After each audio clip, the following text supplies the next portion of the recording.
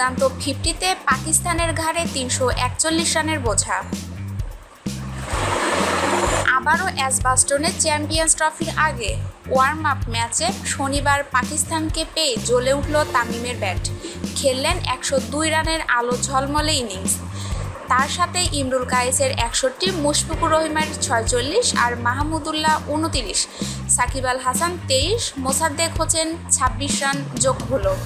পাকিস্তানের বিপক্ষে আন্তর্জাতিক ওয়ানডের সর্বোচ্চ রানের রেকর্ডটাও পেরিয়ে গেল টাইগাররা। 9 উইকেটে 341 রান তুলে পাকিস্তানের উপর রানের পাহাড় চাপিয়ে দিল। আমাদের নিউজটি ভালো লাগলে নিউজটি অবশ্যই আপনার বন্ধুদের সাথে শেয়ার করবেন এবং স্পোর্টসের নিত্য নতুন নিউজ পেতে আমাদের চ্যানেলটিকে সাবস্ক্রাইব করে আমাদের সঙ্গেই থাকবেন। ধন্যবাদ সবাইকে।